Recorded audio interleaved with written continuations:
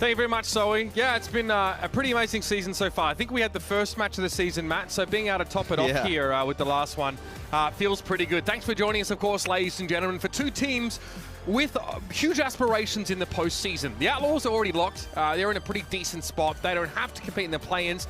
The Defiant, you know, a team that we really thought was just going to completely exceed expectations when we saw them at their home event, have had a bit of a rockier time now through this Countdown Cup, and as a result, they'll be in the play-ins.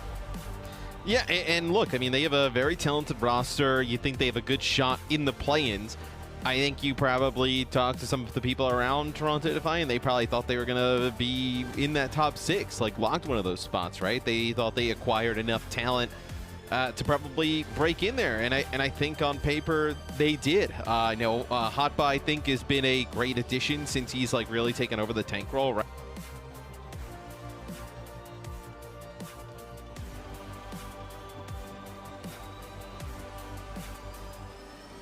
Yeah, no doubt about it, Matt. Sure, never looked better, I must say.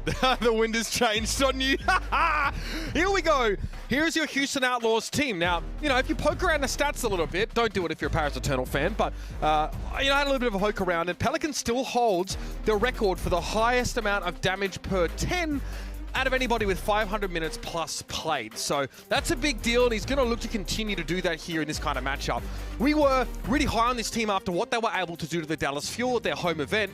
Again, there was a lot of intangibles you know, surrounding a game like that. And, you know, it definitely looks like the Outlaws were able to make the most of that environment and channel that adversarial nature into a victory. Creative, that swap for Iris is, again, one of those trades that has ended up being, you know, benefiting both squads. I think Creative's been a huge impact player. Lastro has had the opportunity to be able to move over and play a bit more of that flex support. There's a good chance, though, that if the Outlaws are following suit with the rest of the teams in the Overwatch League, we're going to go see him back towards that Lucio and allow Creative to pilot the Baptiste, although either player, in theory, could really be a solid force on that particular pick. Merritt really impressed me. He blew my mind, honestly, when we were over in Dallas for that particular matchup. Again, continuing to show levels of consistency that maybe weren't expected from someone really being shuttled into the Overwatch League as rapidly as he was, but he is working fantastically alongside Pelican. And Dante showing us that he moves over to the Zarya and just looks really, really good. Statistically, both Dante and Hotba pretty even on the statistic numbers, right? So damage-wise, Dante has a slight lead in damage per 10. Final blows, Dante is 8.9 final blows per 10 on the Zarya, which is really significant. It's definitely on the higher end of the scale. I would say maybe less defensive, and you saw the kind of pressure he was able to put someone like a Hanbin under, someone who was starting to use these panic grabs left, right, and center in that game between Houston and Dallas. Let's move across to the other side now and have a look at your Toronto Defiant, a team who again seem destined to try and maintain perfect balance in all things, and that extends to their win and loss record. Right now, though, it's an odd week for them. They're 11 and 12. But this team, again, a lot of players that can really start to take the game over. Finale, big impact players since coming in.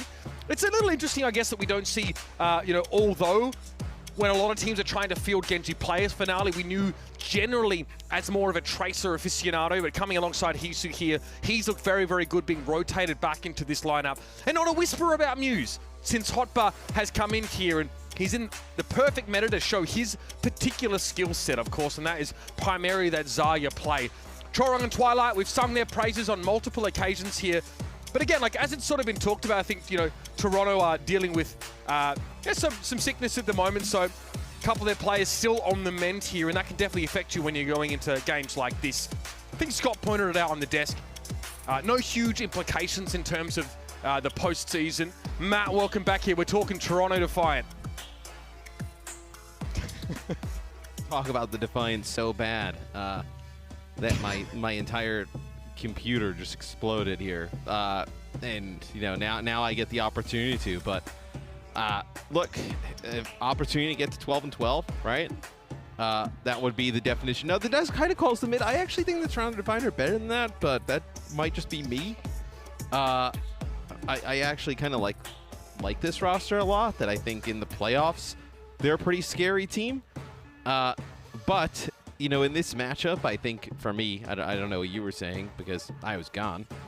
What's the difference to when you're here? Carry on. I mean, that's actually true, to be fair. At least I kind of listen to a little bit of what you say, like sometimes, like not a ton.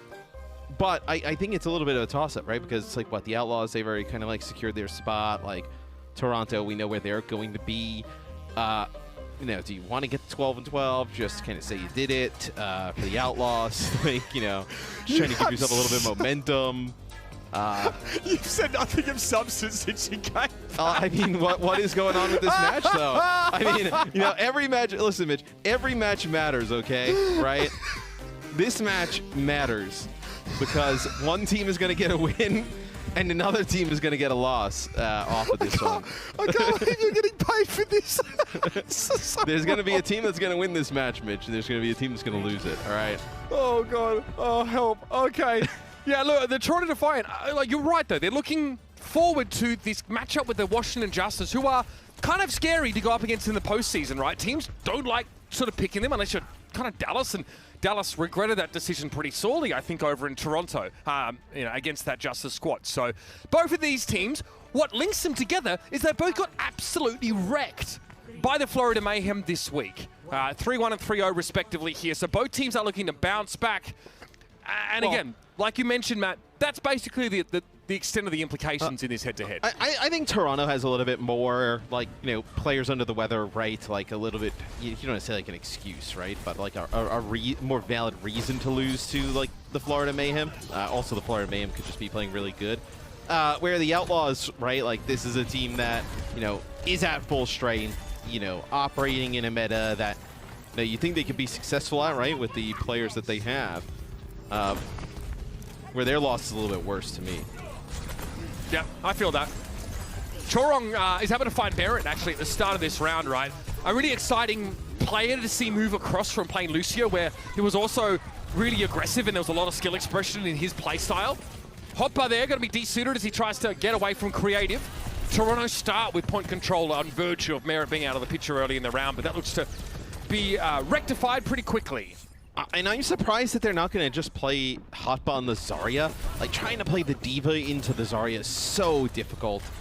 Even, like, now Zarya with, like, flankers kind of, like, can work, right? We see Zarya with Genji a ton, like, even with Tracer. So, I'm not sure if I was Toronto, right, I would commit to this Diva play because you get into the backline, they're going to have the Immortality Field, the boops for displacement, and then you're just going to get beamed down with Dante getting all that charge off of Bubble and the support. So I'd like to see them just kind of match in that Zarya mirror.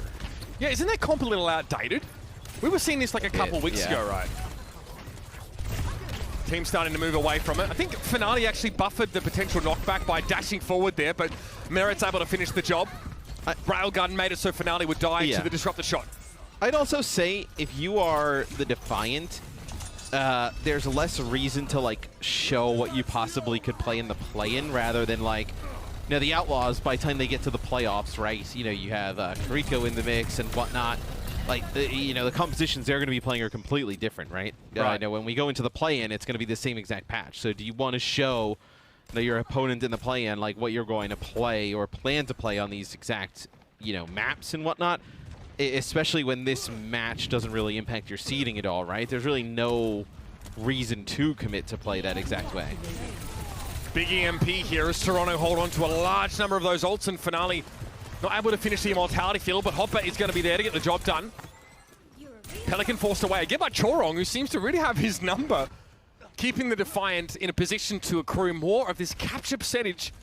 And it'll be an even game before the Outlaws have a chance to touch here, but both teams, ton of ultimates. The Graviton Surge, obviously the threat of that is constantly looming. Dante lets it go here. It's not eaten up, and Finale's able to at least trade for Creative, but the grab pays off. Dante for 2. Yeah, it's going to be the Outlaws now making their way towards the points, trying to take it. I mean, do you try and contest this if you're Toronto? You have the Transcendence, so it'd be a little bit of a throw there, but Hoppa's got the self-destruct. Oh, he's getting taken out right as he's trying to get back in the mech. That's going to be the Transcendence here. Is that Chorong so just obnoxious. extending that? Just so obnoxious from Chorong there. Again, I guess there's an argument that makes sense. You get an extra bit of percentage there by sat on the point for a bit longer, but that is a Transcendence that won't There's be an argument available for everything. Well, that's true. Doesn't mean it's a good one. Fair point. So I don't exactly hate it from the standpoint of like, well, what are you saving the Transcendence for? We just saw Grav come out. You're at like 75% for both teams. Like, I think if Hisu was, Hisu would have gotten there and then Hoppa would have been alive, probably would have looked way better. But still, you get a few extra percentage points off of it. Yeah, again, that Dragon Blade is a looming threat, though, without that sound, with the Transcendence not in play. Chorong again, this time it's Dante. He gets nano boosted as it looks like a lot of attention was going his way. Disruptor shot makes it a little bit harder to peak here. We're at 98%. Hopper's so low, almost too low to contest at all. It had to be Hisu to move up on the point and touch, and here's that aforementioned blade. Deflected sleep back into Chorong. Yeah. That came from Twilight, Matt. Yeah, see, he just, deflects it, puts Chorong to sleep, and then just leaves it as he gets back to the point. Is, Merit taking tons of damage, Creative just trying to keep everybody alive. Going to use an Amp Matrix here to seal the deal. Chorong again gets Creative, and there's a Pulse Bomb here for Finale. Could be a big one if he can actually touch the point, but Lastro is keeping them at arm's length as much as humanly possible. He does get that Pulse away, but doesn't even get around the door. So the Outlaws will take the round away. Toronto trying to stall their cap as long as they could, but didn't really have the tools to come back in and win a fight. Yes, Creative does a nice job, even though he gets taken out by Chorong, but the Amp Matrix and then to keep Merit and Pelican alive is, now Merit, that's on the opposite side of the point, like putting down some damage, and Pelican's the one who's really stalling it out. Just holds it enough to get everybody back into the fight there towards the end, which, now we're going to see the Zarya mirror. I would have loved to have seen this in the previous map. I thought it would have been a much easier time there for the Defiant. Chorong leads his team in final blows and damage done at the moment. Very much playing around that Zenyatta from the high ground, the Defiant. Not enough to give him the round win, though. And he'll be on the Lucio this time. Makes a lot more sense. Far fewer safer spots for Zen to play from now, and we know that Chorong just as deadly on the skates. Yeah, the only difference is the Tracer versus the Genji. Kind of like what we saw in the Paris Eternal series for a bit is Hisu tries to get for the high ground. Merit just lands a shot, just coming on the opposite side of him is another nice rail shot there. This is all Outlaws thus far. Really can't ask for much more from Merit there with that opener. Didn't have to be flashy, but getting rid of these Defiant plays before they can even really set up is a big deal. And Houston now could push up a little bit further here, and it lets Merit play from the high ground if he wants. I think he's drops back to the point there. Maybe the concern of Finale wrapping around and causing some issues. He will hunt for a recipient of that railgun, and there's none to be found. Yeah, they're really giving nothing, right? You see when he just jumps around the corner and pokes, just like nobody there to even build charge off of as Pelican goes in deep and not able to survive, even with some Zarya bubble help. They're going to lose Dante because of that as well. Yeah, not very convincing stuff now from the Outlaws. Losing Pelican so early, and that Immortality field comes down with only 3 players left for the Outlaws. Creative not really able to stem the bleed. So Toronto get back in the game maybe a little bit earlier than I expected after how one-sided the first fight was. And look at Hop on the Zarya. Kind of question why they didn't run it in the first round. 80% doing a nice job building up tons of charge off of those bubbles. Like I mentioned, Pelican, he got some bubbles to go in before, but they did a great job just beaming him down, focusing him down. Hoppa is a large source of that damage. Absolutely. Especially in the later stages of these fights as he's given time to charge up and he's going to be healed. Big stick there.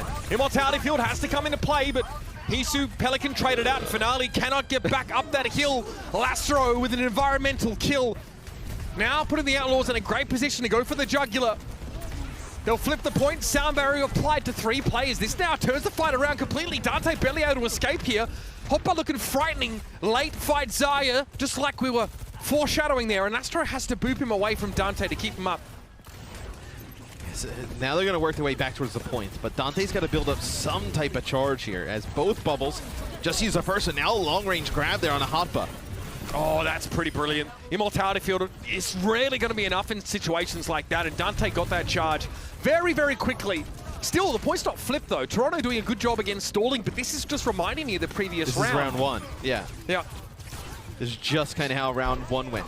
I think the difference maker here, though, is like with Hotba and the Zarya, you have like a clear win condition with like a Graviton Surge, right? Where there was really nothing.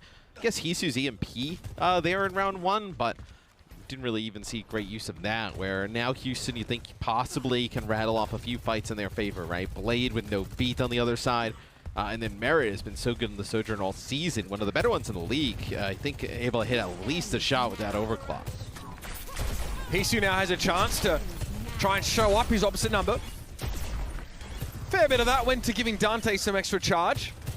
Merit's doing the same with his ultimate. Here's a blade from Pelican. Gets himself an audience with Twilight, the king. And takes him down with the help of Dante. Immortality field removed very quickly, and Pelican wants more, as he often does. This man wants the world. He's here to take it. Even if the blade doesn't get like one kill, right, it gets the immortality field out and then also allows Dante to build up enough charge to push forward and take out Twilight. As you know, look at that, with just the overclock and the blade, how everything is shifted now in favor of the Outlaws. Both teams have these matrices to work with. I don't love it for Toronto, though. Needs to be another big finale pulse bomb on someone who can't be thrown under an immortality field. He's taken down by Creative. The air matrix went up pretty quick. Too fast for finale to respond to. And there's no turning back time now for the Tracer player. Onto the point goes Hot by the immortality field, sheepishly deployed, but it's far too little, far too late. And the Outlaws end up with a pretty convincing map 1 showing, taking Ilios. Yeah, I wonder what the rest of the series kind of has in store for us. If Toronto is going to experiment with some more compositions, whether it be with the D.Va in the mix, with Sombra, or if we're going to see more of this, you know, kind of what's become standard, this Zarya matchup with the Sojourns in play.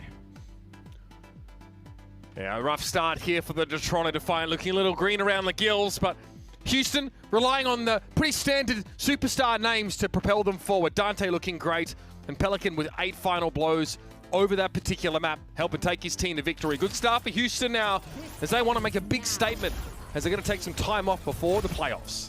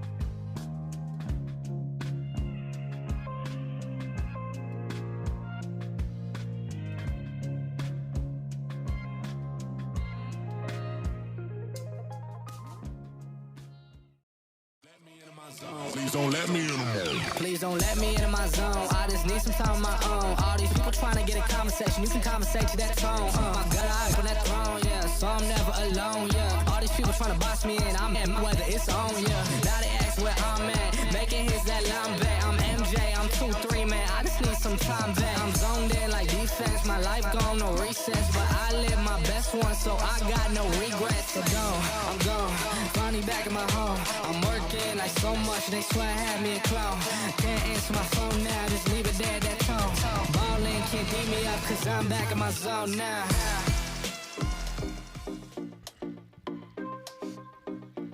Little sluggish of a start there for the Toronto Defiant. Come out of the gates looking a little lackluster on Ilios, but that is to say that the Outlaws looking well and truly recovered from their, I would say, upset loss earlier this week after really setting the bar high with a win against the field in front of that home crowd. So Outlaws still just want to cement this idea of them being a true threat come playoffs. Yeah, their round 1 comp, Toronto Defiant, looked frozen in time like I was. You know, in the lead up, I didn't realize that was fully just murdered me. Just emotionless at the screen there. I thought maybe there was like some signs of life, but nah, mate. I guess not. Nah. It was quiet from them. I think, look, outside a couple of moments where like Finale's able to put some decent pressure down on the Tracer, we've already talked about why some teams are angling away from their Tracer, and that's why I said in the pre-game that maybe I was expecting to see Although actually start to get folded back into some of these compositions, right? Oh, that's what you talked about? Pressure. Yes, yeah. Oh, okay. Yeah. What do you think about that? Big shot. Makes a little bit of sense. Possibly. I mean, we don't know, right? Like, players under the weather for the Toronto Defiant, like maybe they would do that, but we just don't really know because we saw Although a lot during the Summer Showdown, right? He's pretty much like a mainstay for that team, but Genji was also like a mainstay where I think now a little bit more flexibility required to play things other than the Genji, but it's possible. I truly don't believe like what we saw in round 1 of that Ilios is like what we would see this team play moving forward. I think kind of seeing them on that Sojourn, Genji, Zarya, this type of composition's probably what they're going to be pulling out, in play-ins. Right. Okay. He's still rocking the Philly Fusion, by the way. Yeah. Yeah. It's been a bit. They were preparing him for Princeton on that kind of team. But Toronto sort of realized the potential. He's also emoting to see around the corner here, which is fair. Wants to make sure he has info before he peeks. Fortunately, doesn't get anything out of it. Tracer used to be able to emote to hide herself in a wall. That was funny. Wanted showed that one off. So a few players used to... Oh, don't! Sorry, Lastro. Yeah, okay. You saw him trying to get away with the speed, but it was not good enough. As you see, everybody in the Outlaws just back up. They're going to probably give up at least 2 ticks here and then try and recontest. I love that, though. Great awareness from Hotbar and Chorong both. Recognized there's a pick to be had. Dante pretty charged up as he moves down to the... Really? Really? All right. Don't know how that's possible, considering he was on his way back to the point, but Creative is able to stand up on his own 2 feet and get the kill on Finale. The Outlaws are able to come back in, but you were right, Matt. They gave up 2 ticks and change. Yeah, they gave up 2 ticks. They get right back at it. So, Tech is... Finale, okay, did he just switch to this to... Okay, yeah, I was going to say, there's no way he's just going to come out now and play the Widowmaker. It looked like he was just trying to maybe get like a pick on the point as some of the players were still fighting there for the Defiant. So, goes back to the Genji. Give up some ult charge for that, but I guess that's okay if you view that from the Toronto Defiant POV. Lastro just, you got to be able to keep him alive. I mean... My brother in Christ, what is happening? The sheer aggression. Yeah, they now swap sides here. All right, yeah, Lastro goes forward again. He's definitely suffering some attention, but able to be kept topped up by Creative. And Lastro here, yeah, straight into that immortality field. He's concerned that Creative gets dove on there. The Outlaws now look far more adroit than they did in the last couple fights. I'll say that for free. So 2 minutes on the clock. With all these ultimates coming online, you're right. I think you're really looking at like one really good fight here probably left for the Toronto Defiant. I mean, 60% towards a blade. You're not really close at all to the overclock.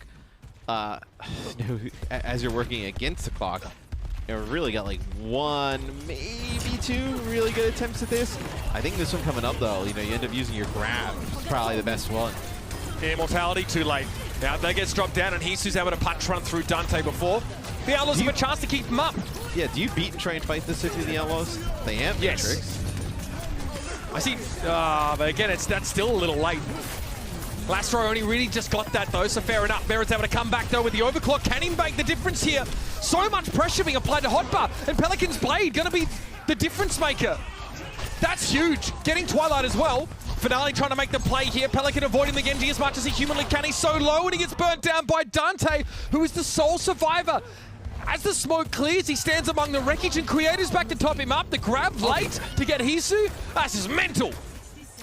I was gonna say, do you really need that? But I guess with how you're below a minute, right, you don't want anything crazy to happen. You know other players coming off the spawn for the Defiant, as Twilight now over the Ana here, so not even gonna be running the BAP, which is, I mean, BAP is so important in these types of comps. With that regenerative burst in the immortality field, maybe you're looking at a big bio, trying to sleep somebody. I feel like not having the Batiste here is gonna be really hard. Not a lot of burst healing. I just hate it. Yeah. Doesn't matter though. Fortunately, Hisu's able to make his own luck. Merit slides on through like he's on cool runnings. Hisu absolutely smashed. And the Outlaws looks like they're going to be able to hold up under this kind of heat. Merit exploding onto the scene in these last couple of fights. Combine that with Pelican's dangerous but effective Dragon Blade. And here you have a Houston Outlaws team that are going to take it to overtime. Still a chance for Toronto to touch, but this will be their last attempt. Yeah, Finale trying to go up high and try and get a touch as he'll get pushed back, but he'll at least trigger OT. It's going to allow Dante to get back in the fight here again for the Outlaws. And Pelican's just licking his lips, seeing the Ana come back here. Bionic Grenade did come down. There was no chance for an Immortality field. That was really the only good answer. If Twilight can find a good nade there, getting Chorong is fine. Hard to really do too much more with what you're left working with on the Outlaws squad. Hopper doesn't have an Immortality field, but just doesn't need it. He runs over Dante. And the Defiant get to play the game. In the final seconds, they're able to take it. I mean, that is not a clean take there. So the Biotic Grenade's pretty big, though, right? It goes right into where that Am Matrix is down. You're able to pick up a kill or two off of the back of it. So the Ana paying off at the end there for the Defiant, but that is too close for comfort, for sure. Toronto build into some key ultimates, though, and they stay on this Ana pick. I guess we have a chance to talk about it more. At least there is a very good nano candidate in Finale and Hotbar, respectively. And again, if you hit that Bionic Grenade, it basically says Houston have to use an Immortality field. Here's that grab. Yeah, nothing you can do there, right? They don't even need the nano, so you now end up winning the fight off of the back of that grab. No need for the nano. You have a nano blade here coming up, which is so powerful, regardless of Overwatch 2. You're going to have to use just about everything for the Outlaws if you're looking to hold here for point B. So Toronto making up a ton of time. Yeah, we'll see Sound Barrier. May not in and of itself be enough. Dante might be looking to try and grab Finale, knowing that Nano Blade is now potentially on the menu. Either that or try and blow Hotbar up immediately. Yeah, I'm not surprised at all to see him try and take the initiative here. Finale Nano holds the blade until some of that sound barrier has expired, and here it is, man. It's just filthy. Gets rid of that Immo field. 2 players down on the Outlaws, and yeah, they're not able to stop the Defiant. He was snowballing, and his Ana is a big part of that. Yeah, you know, I didn't really love the Ana play or decision at the start, right? Because the Immortality field's so impactful and just the healing from Batiste, but getting good value out of the Nano, really getting good value out of the Biotic Grenades, right? No, like, Diva Defense Matrix seeded up, like, you can bubble some of it off, but that's just forcing out the bubbles, which is still good if you're the Defiant. So Yana really paying off as we say that. Merit just hits a long-range shot, just insta-kills Twilight. Is that going to be an overclock here? Okay. Yeah, maybe a little just too stopping much the there. push. They didn't It want allows to get Toronto like, to keep the pressure on. Yeah, I suppose that's fine. Pelican has a blade here. What can he do with it? Straight on in, finds Hisu. The revenge kill comes up, and Chorong falls soon after. There's no way Twilight was going to avoid that unless there was a sleep dart available. So the push does get stopped, eventually. Yeah, and I think that's probably why you use the overclock, because if you are in the position of the Defiant, if you lose like 1 or 2 to Merit's overclock, if you don't like have just the threat of the insta-kill coming on in, they probably push up to this spot right here. Now you get bullied all the way back to your spawn, and you're fighting out of a way worse position. Dante wants to control this space here and also make it scary if Finale dashes into his team. But there's a grab waiting here. Immortality Field looks like it's almost enough until Finale starts to slice and dice. And off go the Defiant once more, but we're under a minute left, and a lot of this is a result of how long it took them to get started on first. But hey, just the prospect of being able to finish the map, that being in play is quite impressive.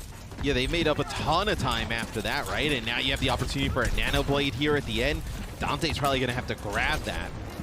But very close to getting the payload on home. Nano for Hotbar here, even though Finale's close to the Blade. Interesting priorities there. Here's the grab. Dante shuts Hotbar down.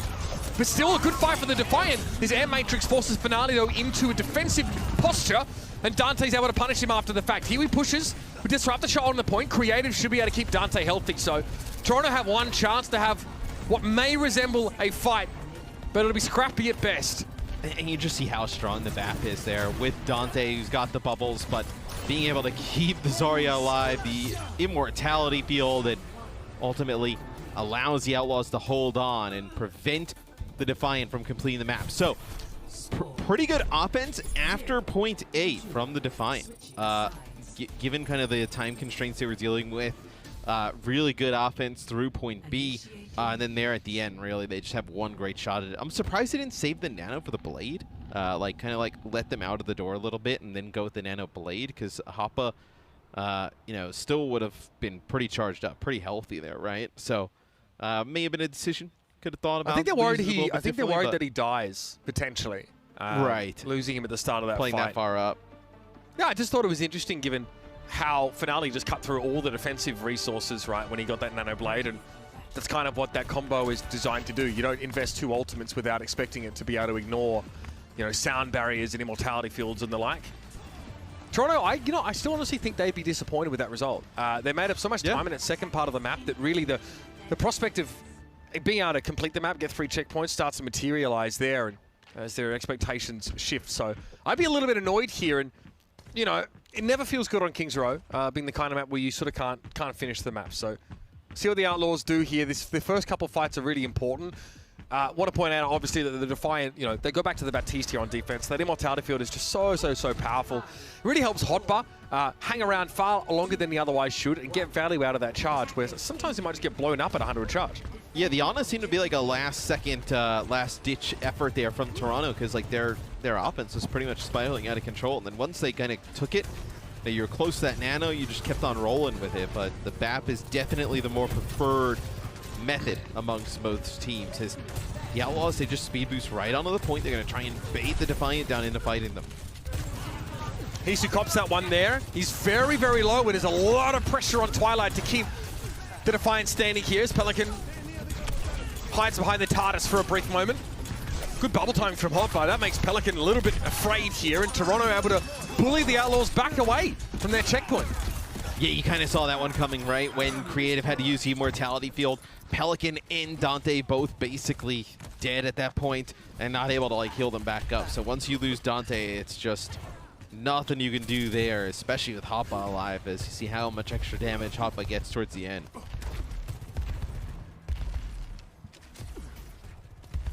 .56 on that bubble, that grab charge. Oh dear, early pick, never a good sign. Not on someone like Finale, who's such a good recipient of Zarya bubbles. Could also drop down and contest the point with that aforementioned assistance from his tank. And Pelican just goes upstairs, gives Hisu the old double slap. Yes, you see, I mean, when he goes right into the high ground, Pelican, he's got a bubble just going right at Hisu's face. There's nothing you can really do about it, because what? You shoot the bubble, you're not going to do any damage to Pelican. You deplete your ammo, and you give Dante charge. You kind of just have to, live through it or attempt to live through it. And at that point, Twilight's, rotating around trying to get an amp matrix drop. So, end up losing Hisu, and, yeah, it's just a really tough spot. So just 2 pushes there on offense for the Outlaws for them to be able to take checkpoint A. They're also, because of how late some of these kills came in and how close they were taking it, they're going to gain a little bit of progress here. To a point where, you're looking at maybe, this Streets area is, 1-2 fights at the most. Yeah, not that fun for Toronto if they don't get the chance to play the choke here, at least a little bit. And the Outlaws are already about 2 minutes ahead. I mean, you use the threat of an amp went. matrix here to just push them back. Yeah, I mean, look at this. Oh, not even the threat. Sometimes you got to deliver on those threats, otherwise they're empty. As is Hopper's veins. Merit just blows him up. It's not even though, like, you notice they drop the amp matrix and everybody just runs past it, like, because they know that Toronto is just going to try and speed boost out, right? So it just buys them all of that space there to be able to just push them back, you know, pretty much to the choke right before that second checkpoint as see our golden box of victory. They don't have to complete the map. Got to get damn close, though. Yeah, a couple grabs here, plus the blades and sound barriers, so expect to see them laid out in sequence. It's really going to come down to judgment of the Genji players, where they can find the most value here. And I love starting the fight off with this ability here. Hotbar tries to grab Dante, who spends much of that time sunning himself underneath the immortality field, but it's going to be Dante to fall first as he's just able to find the overclock and employs it very effectively here. Important stop for Toronto, and there need to be a couple more of those here. Yeah, as both teams end up holding onto their blades throughout all of that. I think also Twilight with that amp matrix, he'll be able to use that in the same type of fashion we talked about when Creative had it, right? Use it to, you know, maybe force the Outlaws to just push back. Could you drop it when they use the blade to maybe try and split the team, right? Some players want to actually go in past that, some want to just try and back up. So we see from the Toronto POV, the overhead map, looks like they're going to try and play in that back right corner, where we're looking at now with that amp matrix. Frontline's trading blows here. Finale dash in, find Blade. Immortality field, he's ready for it. He actually gets to take a pit stop here and get a mega health pack. Unfortunately, it's too long out of the fight. So he needs to put that one away and watch Hisu fall and not be able to do too much about it. Finale still though getting involved. Swift strike, gets some value. And again, he's going to be very, very careful. It's a dangerous game for these Genjis, and Dante still charged up after beating Hotba down. And this will be a checkpoint now once Chorong is extracted from the situation. Yeah, as Pelican goes to Tracer, probably just get back, so we'll see him go back to the Genji here for this last part of the map. Though you could run Tracer, but I think the Genji here is better for just kind of access that high ground. Yeah, so we're going to switch back. So now for the Outlaws, they can kind of do the same thing, Mitch, right? Drop that Amp Matrix, push them back a little bit, you know, bully them. Maybe they'll pick up one kill, and then that would just allow you to just keep moving that cart without stoppage, pretty much towards the end. Yeah, this is the scenario that Toronto really wanted to avoid. Having Houston come into the last phase of the map with more than 3 minutes of time, sometimes all you need to do is wait until the tides or the, you know, go your way in terms of that ultimate economy. And you can just win a very mathematical fight. Hopper's grab here. I like the idea of trying to be proactive with this, and yeah, straight into the backline. And look at how he catches. Dante, though, can body block a lot of this, and he's not able to get in Hopper's way. He just snaps up Lastra on Pelican for that grab, and lovely looks here for Toronto. Being proactive is going to be a huge part of their game plan and stopping the Outlaws in their tracks here. And you notice we have Twilight back on the Ana, so going back to the Ana, trying to get good value out of those big biotic grenades, whether they're thrown at the grab, the amp matrices, and then potentially trying to get like a sleep on the Pelican, right, when he goes in with that blade, which, you know, eventually you're going to get. It's all that's going to be an early grab. They did not expect that. Sound barrier, though. Good timing from Chorong. Lastro had his held over from the previous fight, though. So here come the Outlaws. Want to get some value out of that extra durability here, but they run headlong into Finale's blade. Immortality field, though. Good to buy some time. Good to buy Merit some space, but Hopper sends a right-click over at him. This is perfect for Toronto. They've actually been able to weather the storm now of the Outlaws getting that grab and that sound barrier off. They come out on top. They're winning in fights with their short-handed economy-wise, and now Hisu gets to hold over this overclock. I think this will be a scary fight, though. No sound barrier, no grab to be able to stop this blade that's going to come through from Pelican. Yeah, you're really looking at what? Like kind of like a bit of an old school type of solve where Twilight's going to hit like a big sleep dart, but they're able to use these bubbles on the Pelican, so it's not going to be that easy. Yeah, Hisu pops this as soon as he's certain that the Outlaws are committing. Unfortunately, he's actually incorrect in that estimation. Houston are able to disengage, and now here comes the blade and the bubble. Pelican looking to push up here, but Merrick catches Hotbar before he can get the grab away. It doesn't matter, though, because posthumously, he's able to set up the rest of the Defiant to get such key kills. Toronto win another fight in a row, and the Outlaws are down to a minute. This Hana's really thrown things off for the Outlaws. Is Twilight, when he switched over to that hero, I mean, we've known him as just an insane Ana for years, but this is one where we haven't seen a ton of Ana in these compositions, where making a huge impact. That's going to be an amp matrix. Look at this. Just forces him out, back into this corner. And Dante's going to go. He knows if he gets a kill here, the grab could be massive.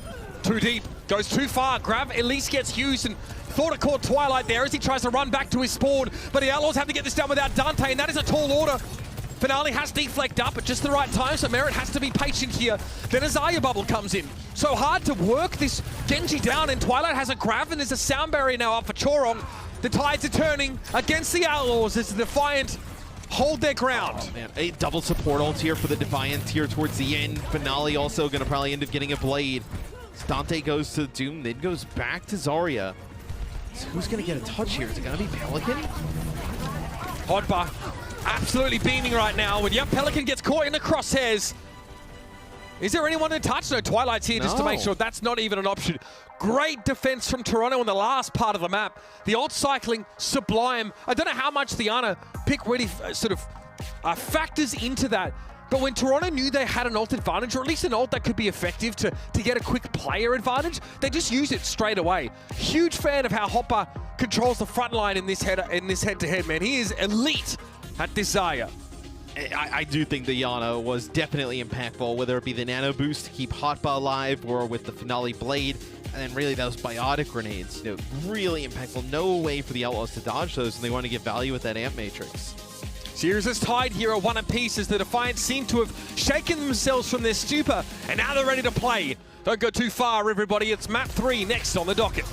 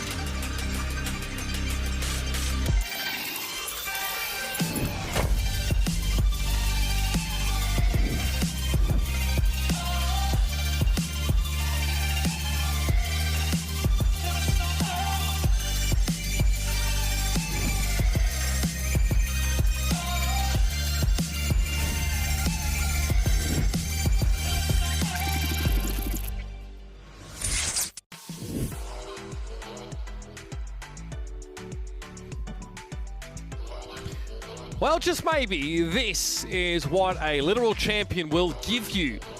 Twilight switches over to the Ana on that King's Row map and has immediate and meteoric impact.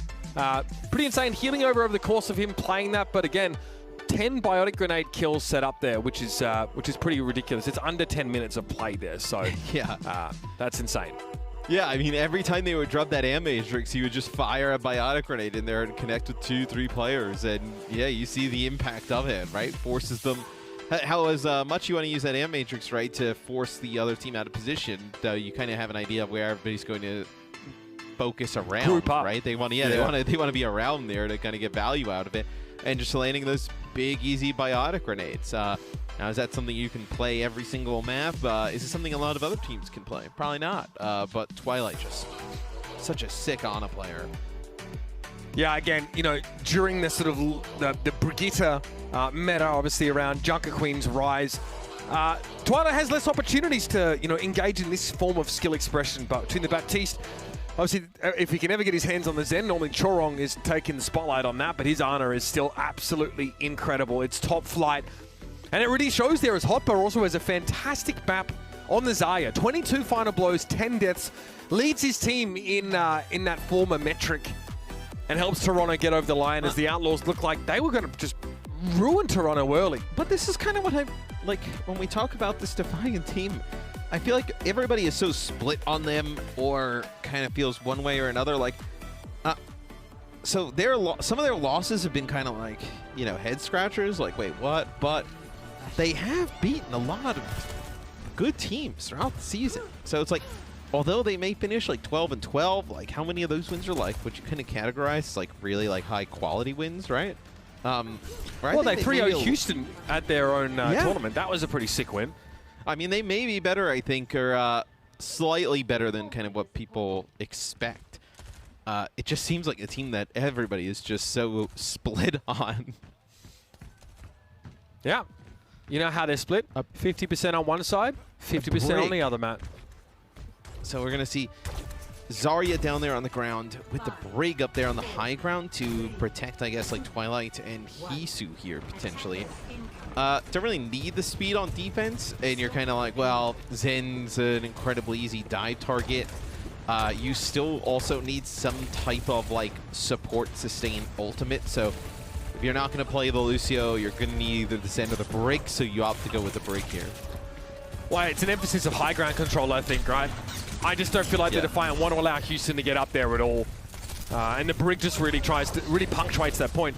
Zen is still scary to dive in many ways, especially with how that kick has been supercharged. But I think Toronto want to say, no, like you don't get to send Pelican up here. You don't get to establish a foothold at all. We'll make sure that we can constantly abuse this positional advantage and make it hard for you to push up here. And you also have Finale on the Tracer, so not going to opt for the Genji either. So much different look here from the Toronto Defiant. As our recall doesn't put him on the roof. Got to be really careful here. Yeah, little frustrating. He saw Merritt use his slide and thought that was his opening. Fortunately, he doesn't quite get close enough to get the job done there, and Dante is not able to force his way through into that right side room. The Defiant again really clutching onto this high ground jealously. And when Pelican stands here and tries to deflect and get out, it doesn't really matter because he's got the Brig swinging on him, right? So you get into that room with Chorong, Hotba, and Twilight. Very difficult. So Chorong calls for a pause here. We'll figure out what's going on, but kind of state of the game at the moment. 2:30 on the clock. Defiant, they're going to have some ultimates coming up here soon. Hotba way ahead. I think probably obviously be able to gain more charge and have high ground advantage than Dante there. So see how Toronto decides to use this. They're in a good position, though, to really deplete some time from the Outlaws, though. Yeah, broadly, not a great start for Houston, right? You saw them put in an awkward position of, you know, trying to push the card up there, but having no real safe way to go upstairs, have high ground, and actually contest that properly. That head-to-head fight is much less desirable when Chorong is providing a lot of proximity healing and also threatening damage that's super hard to mitigate and also can be applied in an area of effect arc. Finale might be dropping something off of the pool here as he looks to try and stick that on the Zarya. Dante might have taken the hit there as he's down to half. Immortality Field deployed. Graviton Surge, sound barrier for the Outlaws here as they try and deal with the pressure. Hop has put them under. And Chorong has a rally. The Defiant are again ready to stand and engage. It's a rally strong enough, though. It might be, actually. Yeah, I mean, it looks like now towards the end it is, but man, does it take a bit to just kind of get rolling, where you still actually end up losing a few players there towards the beginning of the rally, but in the grand scheme of things, it's good enough to keep Hotbot and Hisu alive, which, at that point, are your primary targets. You don't have it for this Pelican Blade. Although you really think like how great would it have been against that Blade is, oh, that's going to be the speed. Not going to have that coming on in. So it'll be the Outlaws. They'll back on up. Just going to be more time that Toronto burns off this clock. Grab here for Houston as well. Just getting in a good position to fire that off is hard. You have to force the Defiant down into the choke, and in order to do so, you need to approach the card and have 5 players alive. And as we just saw, that's actually quite difficult to do here. I like this route. Yeah, this is definitely the answer. You're breaking line of sight for most of your approach, and they burst Hotba down. Pulse Bomb though. Oh, that catches Dante. Okay, it's a trade of Zeiss here, and Pelican goes down before he has a chance to use that Dragon Blade, Matt. Oh, is that now you're going to have to back up. I don't think you can fight this. Man, that is a blown opportunity there as you had that grab in play. 40 seconds on the clock. I tell you what, if this Blade's not massive, you had a really good chance of getting a hold here from the Defiant, which would be a huge momentum changer in this match. Jeez. That's what Outlaws were about to inflict on Toronto in the previous map. Definitely feels like a turning of tables has occurred. Merritt wants to wrap around, immediately goes for the overclock here. He has to strike gold. Or Crania, either one. Hopper extremely low, but able to get close to a grab again. That would be so big. The Defiant able to disengage from that ultimate. Still a Pelican Blade in the mix. He's going to go for it. Hopper might have his grab just in time as he blocks this. Does he fire it off? Yes, but he is still going to be felled in the meantime. Finale, though, finds 2, and there's Twilight and Hisu. They get the job done. The Outlaws, so many big ultimates. They bring one at a time into that fight. And now you have a 1 versus 1. Pelican v Finale goes for the deflect. It's not available. There's a Pulse Bomb on the horizon. Finale's forced to use that recall, but his opponent is so low. Pelican dodges away from the Pulse. Another deflect Finale. He goes down. Finale with 3 HP wins the 1v1. And the Defiant shut the door in the Outlaws' face. Dude, he wins that 1v1 a little bit earlier, Pelican, and he actually gets that card across the line.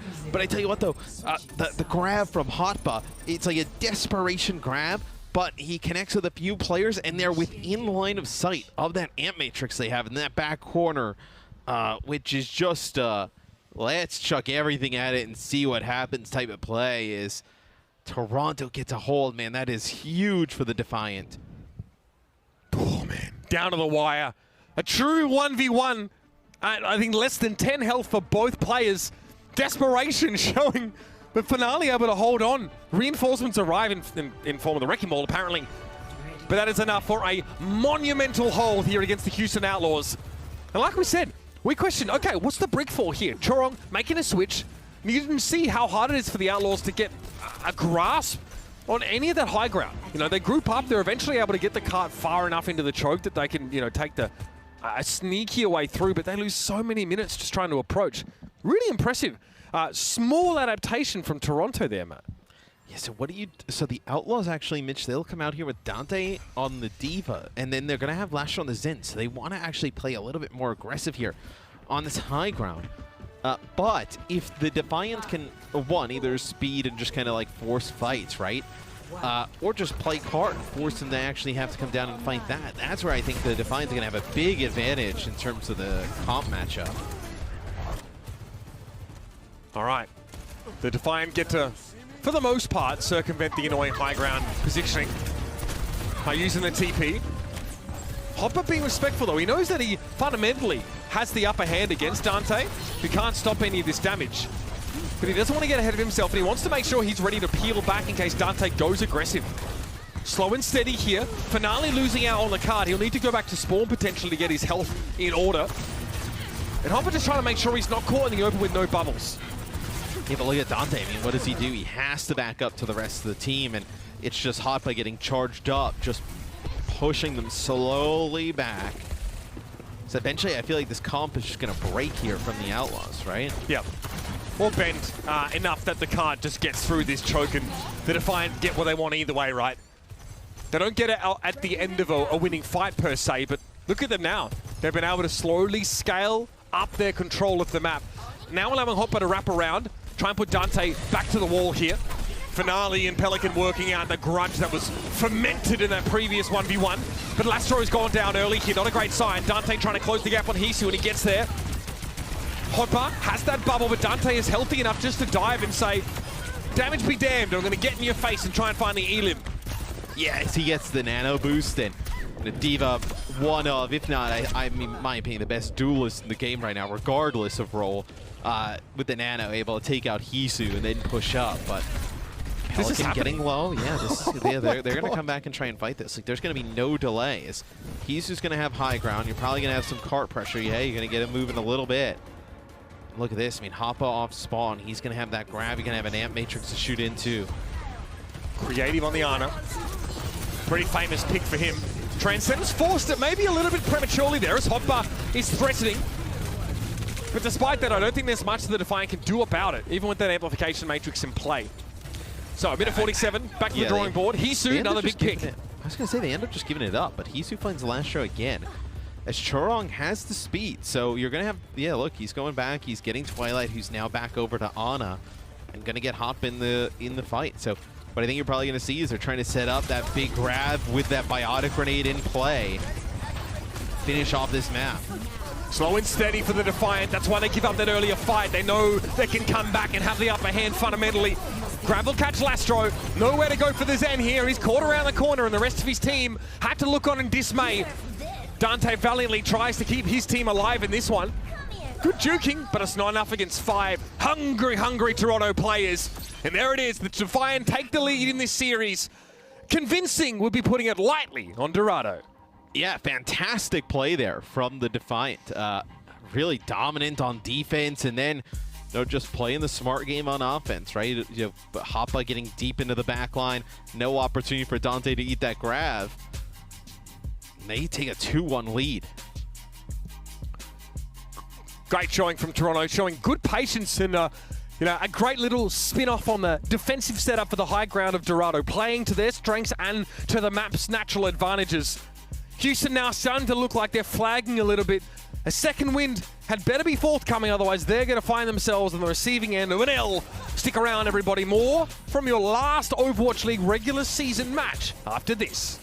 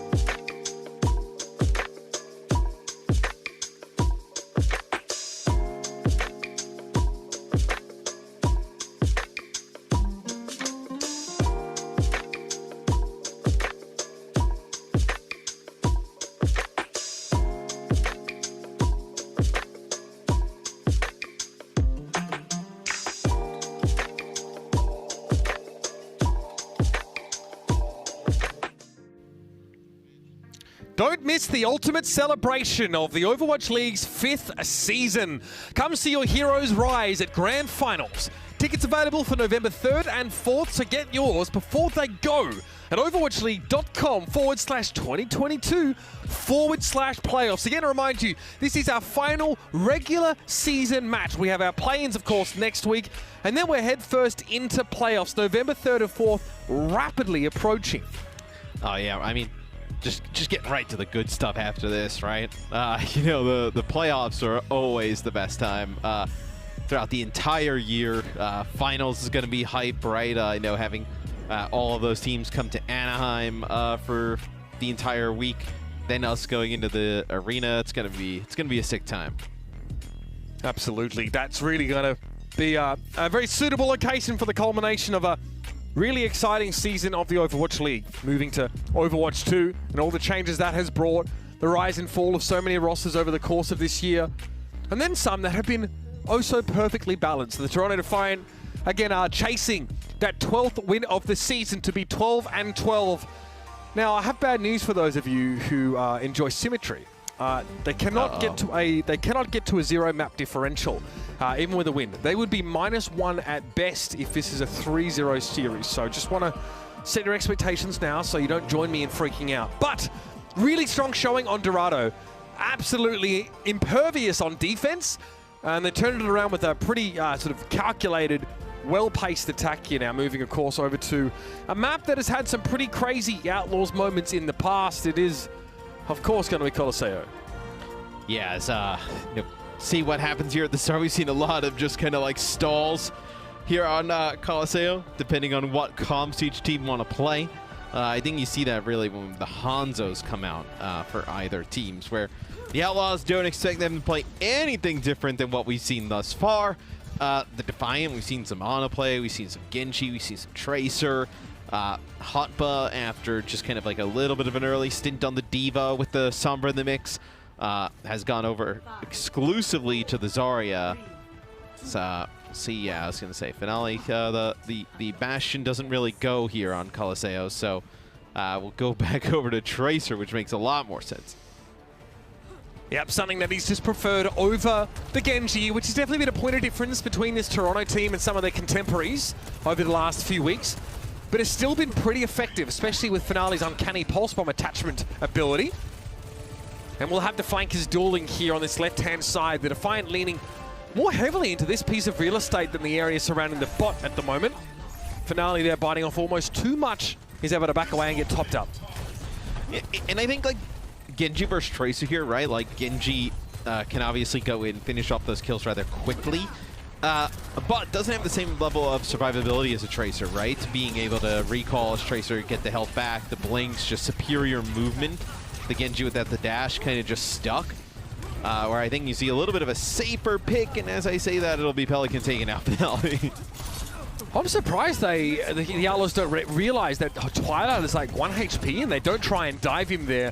They let him actually top himself back up with a regen burst, but either way, they're able to break through the Defiant eventually. Pretty frenetic first fight there. You see a lot of speed boosts being used to try and posture your Zarya threateningly and force the extra bubble out of your opponents. Neither of these teams are playing anything like Sombra, so forcing those Zarya bubbles up is often entirely up to the Zarya themselves in terms of when they want to take the risk of using them for charge. Oh dear, that's not good. Wow.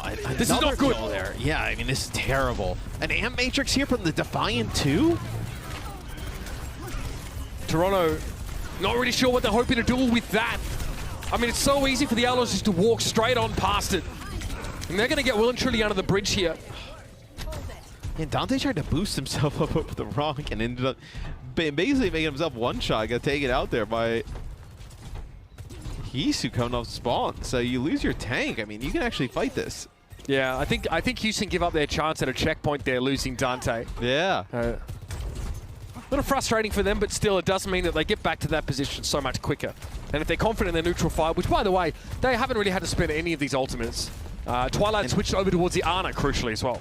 Yeah, which is, like, so bizarre that they constantly go to this on his man. Dude, this has been dominance by the Outlaws. They're going to get this bot going the other direction really fast. So many of these picks as well from Merit, instrumental in battering the Defiant back. And again, now with so much of this ground already have been trodden by the Outlaws, well, the body's much more familiar. The road more frequently traveled is the faster one. And they're getting back to that checkpoint now with another key pick from Merit as the overclock finds the mark. Chorong not able to avoid that one. And they're going to run Twilight down, stuck in that corner. The lack of mobility there from Ana definitely hurting. And here's the checkpoint the Outlaws were looking for.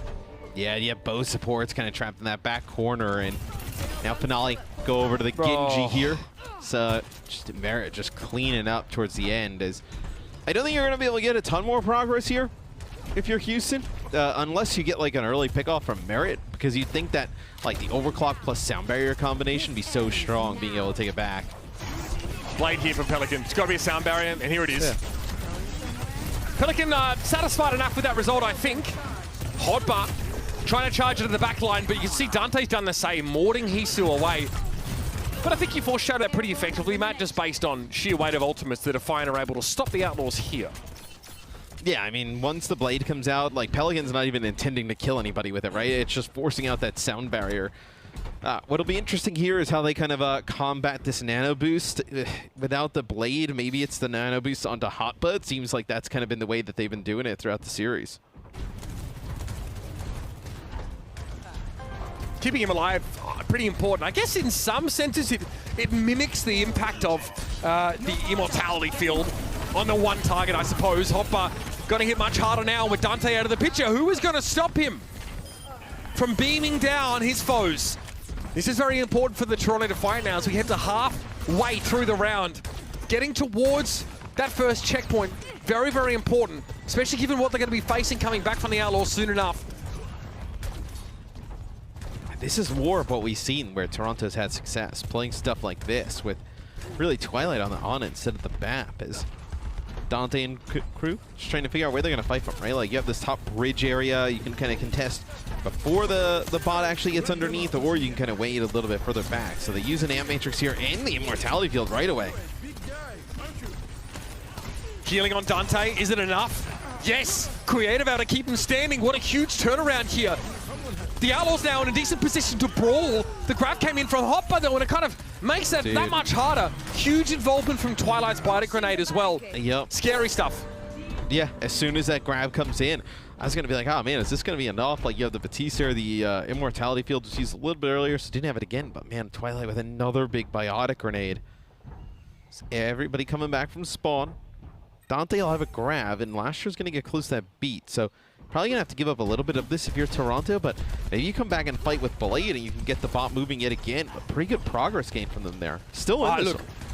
Plenty of wailing and gnashing of teeth for the Outlaws as they play defensively for the last couple of minutes, but the fact is, the Defiant don't get that checkpoint. They are still behind by a couple of fights at the very least, and if they get blown out here, the Outlaws are going to be knocking back on their door once more. And hey, what do they spend in this fight? Just the grab. That is a very good sign for the Outlaws, who need to obviously weave together a couple winning fights here. Both teams have big ults coming in. Sound barriers, blades, overclocks. And they don't even like necessarily like a need to win these fights, right? You just get this bot so deep into Defiant territory that the trek back for them is so far. You can just keep playing this mid-map over and over and over again. Kind of take that same initial fight constantly, time after time. Deplete some ultimates here, and you still have, you know, like almost like a 30-meter lead. Yeah, and they're not incentivized to play from that disadvantageous position now because the body's not close to the checkpoint. They've already got it and they're past it. So they just play here, play neutral, when Merit is just more often than not finding early picks here. Overclock available means that that prospect becomes a little more likely.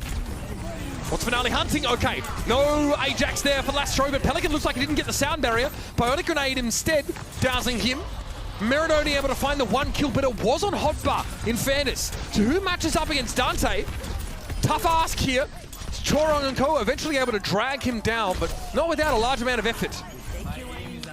Yeah, but they'll get the bot moving in their direction and some ultimates out from the Outlaws, and that's exactly what they needed. So they have to get Hisu set up in a position to actually make an impact with this overclock. Because like shooting uphill, going onto that bridge is going to be tough. Like, you're not going to be able actually to get him even up there with, you know, him spawning and then having to come all the way back. So, I mean, you're really not going to gain any progress. I mean, what, you're going to have to overclock here to kind of win this fight, to move down the hallway. if he was alive, you could have got him set up on the high ground, maybe deterred some players coming out of spawn, got even some more barrier progress for the Defiant. Very confused robot at the moment. His master changing very quickly.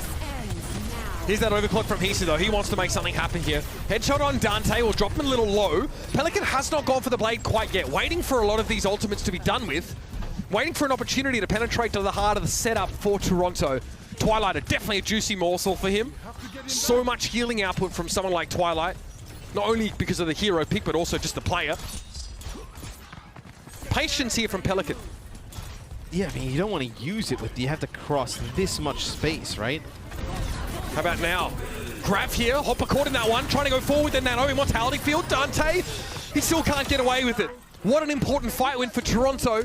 This is absolutely doable now, but the next fight is dry for them. I mean, this has been doable for a while now for the Defiant. I mean, what, you're going to get up close here, probably take that checkpoint. Chorong not exactly out of beat yet, so what, maybe Finale can like farm up, you know, this blade, and maybe you get lucky, kind of get like a shot with a railgun out of spawn. Like, this is the spot you want Hisu in, right? Where he's able to kind of like free fire down the hallway. Great bubble, good timing there from Hotbar, but Pelican very quickly pivots to a different choice of target. Very slick, nicely done. Now we'll shut Toronto down now. With not much time left in the round. The Defiant get the checkpoint, yes, but obviously they're hurt by just how long Gluteus Scratchius sits around and waits for his chance to move on.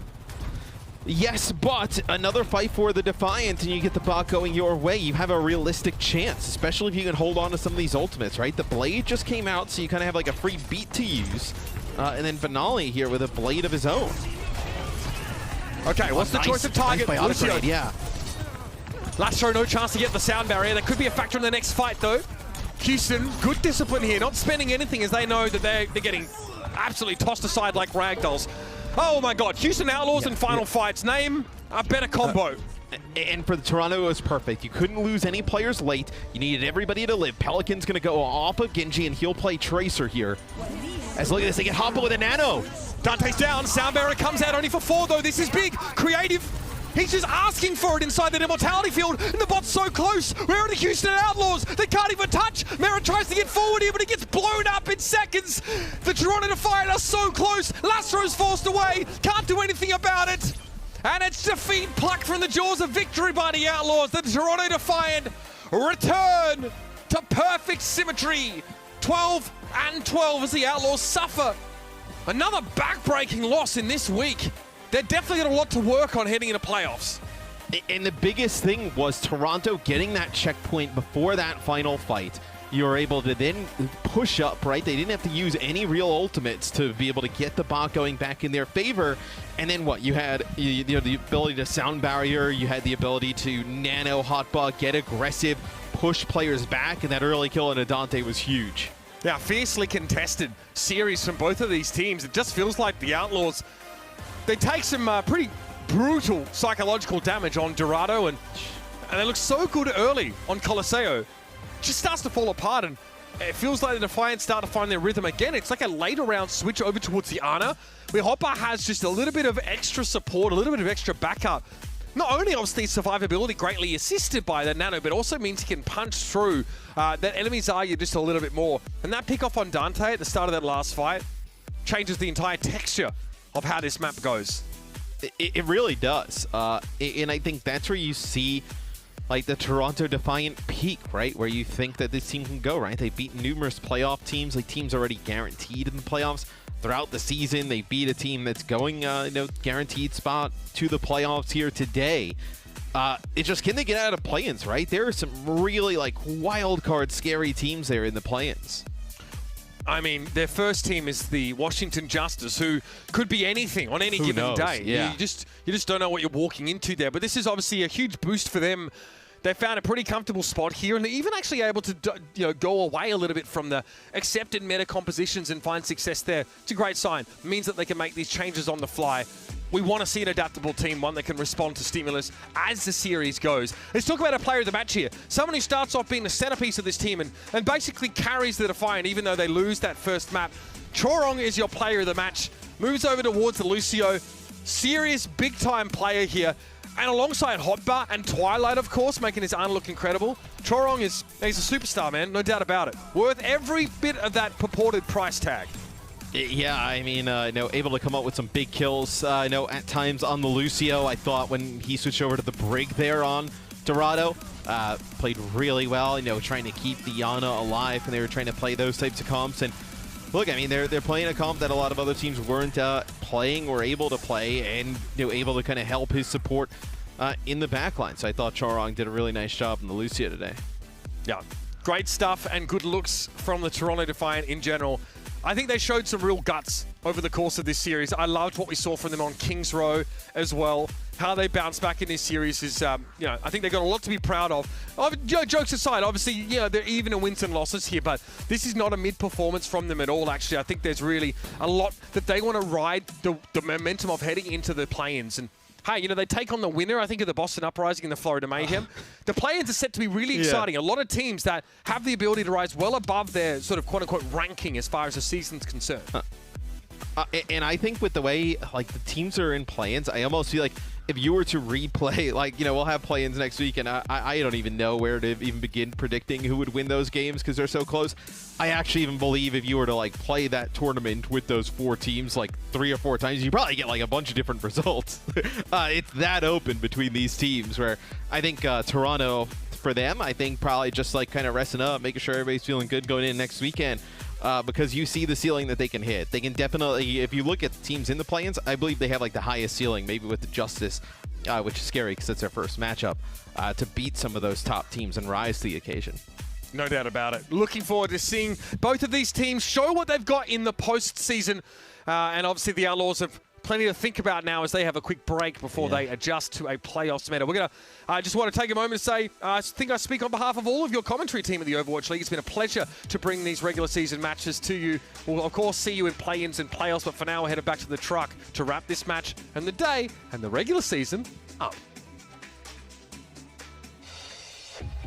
The Overwatch League is brought to you by Upper Deck, the official trading card of the Overwatch League.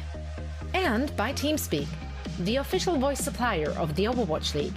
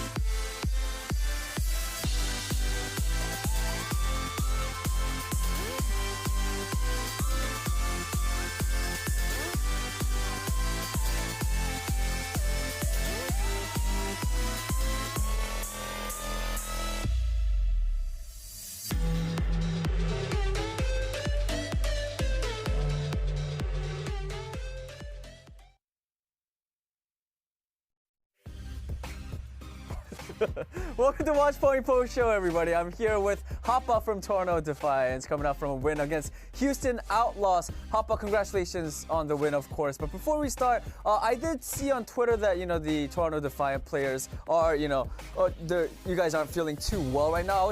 I wanted to ask you if you guys are feeling better. How's the recovery going? 자, 오늘 승리 축하드리면서 일단 질문 들어가기 전에 제가 트위터에서도 봤는데 이제 팀원들이 지금 좀 코로나 때문에 건강 상태가 안 좋다고 들었어요. 지금 현 상태는 좀 어떤가요? 우선 저는 조금 피곤한 거 말고는 괜찮고요. 다른 팀원들은 현재 잘 회복하고 있는 것 같아요. Alright, so as for me, I am just a bit tired, but I'm honestly just fine. It's everyone else, they are still recovering, but they're trying their best to recover as fast as possible. Yeah, I hope you guys have a fast and speedy recovery for the play-ins next week. Now, for this match, you guys had a bit of a slower start. You guys did lose the first map, but you guys were able to turn things around. So, how were you able to defeat the Houston Outlaws today? 자, 오늘 경기에 대해서 좀 여쭤보자면은 일단 첫 번째 맵에서 살짝 이렇게 힘들어 하시다가 아무래도 그래도 끝에 가서 승리를 거두시게 되셨는데 오늘 승리 좀 어떻게 해서 얻으신 것 같으신가요? 우선 그냥 솔직히 이긴 이유는 저희가 더 잘해가지고 당연히 이겼다고 생각하고 아무래도 제가 1세트 지고 나서 무조건 이겨야겠다는 생각에 상대보다 무조건 자탄을 빨리 돌리고 그냥 제가 캐리한 것 같아요. Alright, so I think we won because, to simply put, we were just a better team against the Houston Outlaws. After we lost map 1, we really definitely wanted to win. We needed this win today. So I went on that Zarya and tried to get as many grabs as possible. So I was really busy, keeping myself busy, grabbing that or building that ult charge on my Zarya. And yeah, I think I carried. Hoppa, me too. I think you carried. No one else, just you. 제가 봤을 때도 다른 사람들보다 핫바 선수가 오늘 캐리를 하지 않았나 싶습니다. Alright, and my last question for you, Hoppa, is of course next week you guys are going into the play-ins, going against the Washington Justice. How do you think that's going to play out? 자, 마지막 질문입니다. 다음 주에 플레인 경기 워싱턴 팀과의 경기가 있습니다. 어떻게 되실 것 같으신가요? 좀 쉬울 것 같으신가요? 아무래도 플레이 인에 있는 지금 네 팀 전부 다 잘하는 팀이라고 생각해서 좀 저희 건강 상태도 그렇고 아무래도 힘들 것 같긴 한데 결국 꾸역꾸역 올라갈 것 같아요. 저희가. Alright, so for the play-ins, all 4 teams that are in the play-in are really, really good teams. So I don't think it's going to be an easy win. It's going to be a difficult battle for the win because given our current health situations and everything. But at the end of the day, I think we will we will be able to get by and climb the ladder and get into the playoffs. Alright, Hoppa, thank you so much for your time and again, congratulations on the win. 자, 오늘 승리 축하드리고 다음 주 플레이인에서 뵙도록 하겠습니다. 핫바 선수 감사합니다. Thank you. 감사합니다. That's right. Zaribok carried the team to victory, and Costa was right all along. He wasn't impressed when you said that he carried the game. And because it was obvious. It was obvious. It was so obvious to him. Yeah, he's not, Like, I don't know what impresses Hotba. Yeah. I want to know what Hotba is impressed by. Yeah. He's been in the league for a long time now. I don't know anything. You've not what he's seen impressed him. by. You can ask him if he gets to Anaheim. Yeah, I want to ask Hotba. What are you impressed We by? should bring him to the desk. Yeah, gonna be between the ferns or whatever plants we're gonna have there, and you're gonna have a sit down with Hoppa. Yeah. Love that. We're Johnny gonna and make a one-on-one slot interview. it in. I'm sure Hoppa can't wait for that to happen. That's all your plans For actually have in your segment. Now though, let's discuss the game. Costa, you were so confident about your genius. Toronto pick. You are in fact a genius, or so you I claim. hate this. Yeah, that's a timeline. But to be fair, I am thrilled to now see the 12th prophecy come true.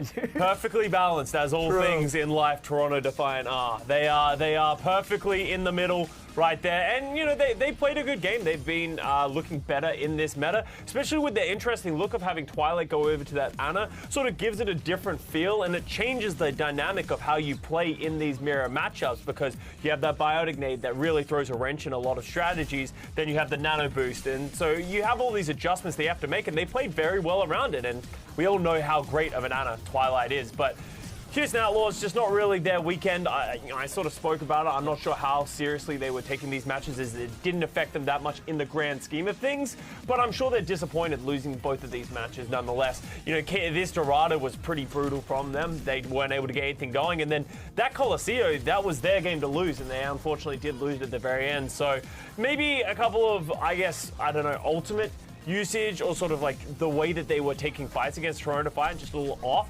But, it won't matter when we get to the playoffs and potentially in the new meta.